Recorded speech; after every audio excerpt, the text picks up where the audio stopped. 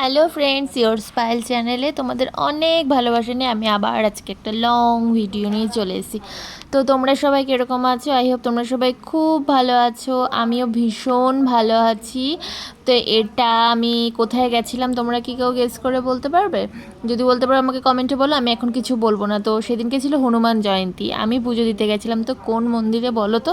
তো দেখো আমি এখানে হনুমানজির যেটা যেটা প্রিয় জিনিস আমি কিনে নিয়েছি। আমার এই জিনিসটা খুব ভালো লেগেছিলো, কিন্তু এখানে 40 রুপিস দাম চাইছিল, আমি আর নিইনি এটা। বেশ ভালো লেগেছিলো, ভাবছিলাম এমনি দেখতে ভালো লেগেছিলো, কিন্তু ভাবলাম যে ঘরে গিয়ে কোথায় রাখবো, রাখারও মানে জিনিসটা তো শো আপ করতে হবে ঘরে গিয়ে, তো কোথায় কি রাখবো সেরকম জায়গাও তো পেলাম না, ওই জন্য আর নিইনি। আর হচ্ছে এই দেখো আমি কি কি কিনেছি এখানে। তো এই জিনিসটাই যে ওপরের যে হনুমানজির এই কার্ডটা, এটা আমাকে দিয়েছিল ওদের সংস্থা থেকে। আর এই দেখো লাইন দিয়ে দাঁড়িয়েছি গাইস। আমরা যে লাইনে দাঁড়িয়েছিলাম না, সেদিনকে খুব গরম ছিল, বাট আমাদের এক ফোঁটাও কষ্ট হয়নি, জানো, একটুও কষ্ট হয়নি। তো দেখো আমি এখানে দেখছি যে সব ঠিকঠাক আছে নাকি। তো ওনারা বলছিল যে লাড্ডুর প্যাকেটটা খুলে রাখতে, তো আমি সেটাই খোলার চেষ্টা করছিলাম, আর ভাবলাম যে ভেতরে গিয়েই খুলবো, আবার যদি বাই চান্স কিছু হয় ওই জন্য। আর এই যে কত সুন্দর লাইনের সিস্টেম, মানে তোমার মাথায় তো রোদ লাগার কোনো প্রশ্নই নাই, রোদ জল ঝড় বৃষ্টি, আবার দেখো কুলারের ব্যবস্থা করেছে, মানে তোমার যাতে কোনো রকম কষ্ট নয়।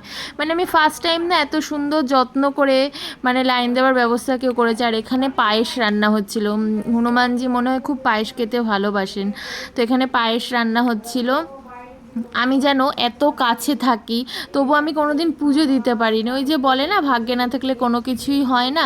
তো হয়তো ঠাকুর আমাকে এখন আমার হাত থেকে পুজো নিতে চেয়েছে, তাই আমি এখন যেতে পেরেছি, বাট আমি এতদিন সত্যিই আমি যেতে পারিনি। পুরো ভিডিওটা তোমরা কিন্তু দেখতে থাকো, স্কিপ না করে, তোমাদের খুব ভালো লাগবে। আর কারা কারা ওই দিন গেছিলে পুজো দিতে আমাকে অবশ্যই কমেন্টে বলবে। তো তোমরা কি এখনও কেউ গেস করতে পেরেছো এটা কোথায়? চলো বলেই ফেলি, এটা হচ্ছে ব্যারাকপুর। ব্যারাকপুর 1 নম্বর স্টেশনের একদম কাছে এই মন্দিরটা, সবাই তোমরা চেনো, 52 ইয়ার্সের।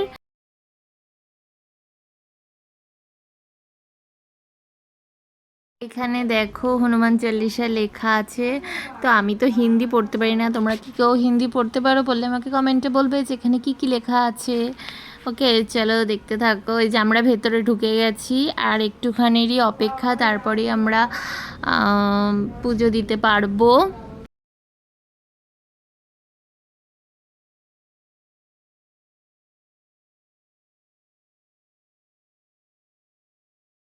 আর এই দেখো ওই সেম জিনিস তোমার এটা বাংলাতে লেখা আছে। তো আমি যতটা যেরকম পেরেছি ভিডিও করেছি, কেননা যারা আমার ব্লগ দেখো তারা প্রত্যেকেই জানো আমি ভীষণ ভালোবাসি ভিডিও করতে। আর এই যে দেখো কত সুন্দর সাজিয়েছে। হনুমানজির প্রিয় কালার জানো অরেঞ্জ, সেদিনকে আমি একটু অরেঞ্জ পরার চেষ্টা করেছিলাম, বাট একটু ডিপ পরলে আই থিঙ্ক ভালো হতো। তো আমাকে কীরকম লাগছে অবশ্যই কিন্তু বলবে।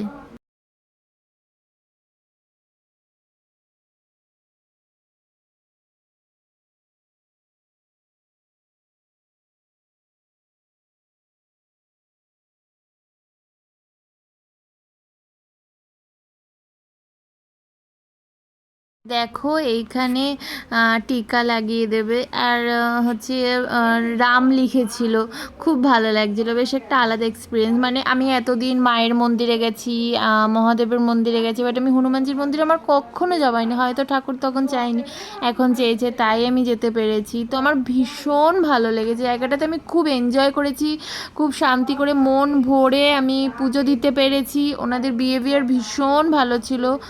আর আমি যে ভিডিওটা এখন এডিট করছি, আমার দেখেই মানে খুব ভালো লাগছে।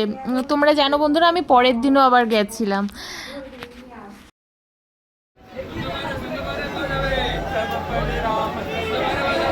আমাকে করবে কিন্তু বন্ধু।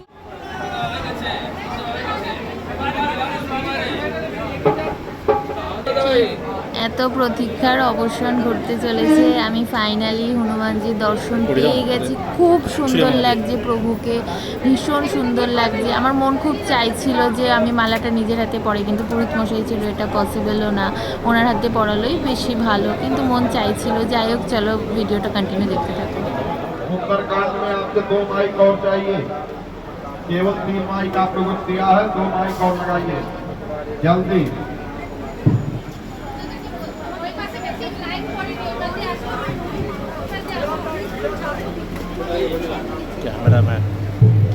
হনুমানজি মনে হয় তুলসীর মালা পরতে ভীষণ ভালোবাসে, তো আমরা তুলসীর মালা কিনেই প্রভুকে পুজো দিয়েছি।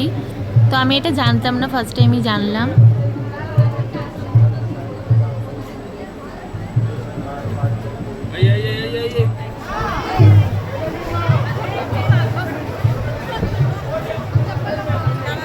বাইরের থেকে ডেকোরেশন শুরু হয়েছে, ভেতরে তো করেইছেই, আর সেরকম মানে ফ্রন্ট সাইড, ব্যাক সাইড আর ভেতরে ভীষণ সুন্দর ডেকোরেশন করেছে।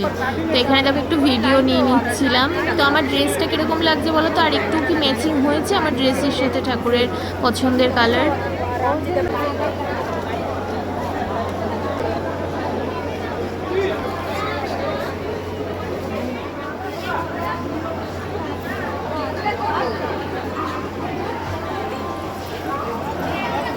মন্দ শক্তি বিনাশ করে তাই সারা দেশে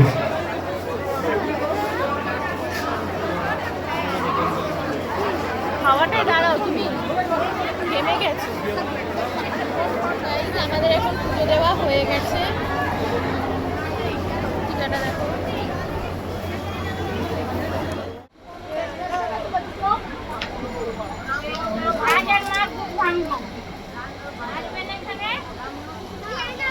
দেখো ব্যারাকপুরটা কত সুন্দর সাজিয়েছে। এটা জয় মাতাজি।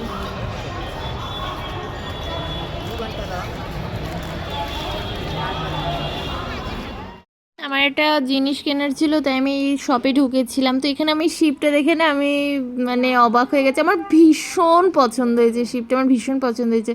তো আমি নেক্সট টাইম এইটা আমি কেনার ট্রাই করব। তো তোমাদের কীরকম লাগছে বলো তো আমাকে। দেখো এখানে আমার একটা স্বপ্ন পূরণ করার জন্য আমি গ্রেট স্ট্যান্ডে ঢুকেছিলাম। তো আমি ফার্স্ট টাইম আমি মানে একটা, আমার কাছে এটা খুব বড় অ্যাচিভমেন্ট যে আমি মা বাবার জন্য কিছু একটা ছোট্ট জিনিস আমি দিতে পেরেছি। তো কি কিনেছি তোমরা একটু গেস করো তো। আর এই দেখো এখানে দাদাও গেছিলো, কেননা আমি তো অতটা বুঝবো না যে কোনটা কিনলে ভালো, দাদা ভালো বুঝবে, তাই দাদা গেছিলো। ও সব মানে যা যা নিয়ম আছে, যা যা প্রসিডিওরস আছে ওদের ডকুমেন্টসের, সেগুলো ফিল করছিল। তো আমি এখানে দাঁড়িয়েছিলাম। আমার তো ভীষণ এক্সাইটেড লাগছে এবং আনন্দ লাগছে। তো আমি একটা এসি নিয়েছি, তোমাদেরকে বলেই দিলাম। আর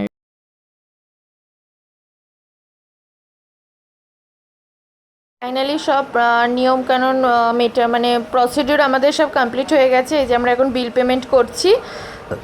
বিল পেমেন্ট করে আমরা আর একটা ওরা ডকুমেন্টস দেবে, সেটা নিয়ে বাড়ি চলে আসবো। আর দুদিন পরে ওটা এসি দেবে। তো আমার বাড়িতে এসিটা ইনস্টলেশন হয়ে যাওয়ার পরে আমি ভিডিওটা এডিট করছি। মানে আমি একদমই সময় পাইনি গাইস। তো কেমন কি এসির কালার কি হলো আমি ওটা নেক্সট পার্টে তোমাদেরকে শেয়ার করব, ঠিক আছে?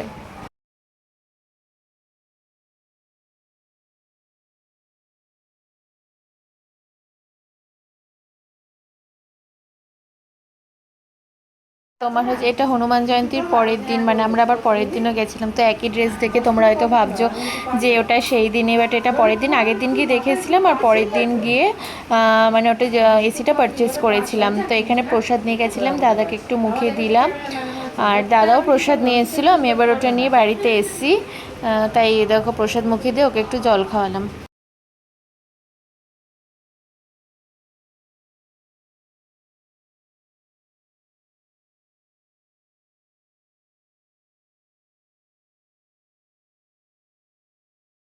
আর এই যে দাদা মানে ডিউটিতে চলে যাচ্ছে, ও ডিউটি কিছু টাইম ব্রেক করে ও এসেছিল। এইসব ও না আসলে সত্যি অনেকটা প্রবলেম হয়ে যেত, অনেকটাই প্রবলেম হয়ে যেত। তো এখন ডিউটিতে চলে যাচ্ছি। তো দাদা যাওয়ার পর আমরা আবার তোমার এই পিঙ্ক কালারের রসগোল্লাটা খেলাম। এটা কালারিং, বাট খেতে অতটা স্বাদ ছিল না, দেখতেই সুন্দর।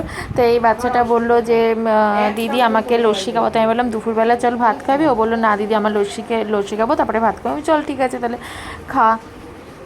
ব্লগটা কিরকম লাগলো অবশ্যই কমেন্টে বলবে। চলো টাটা বাই, সবাই খুব ভালো থেকো।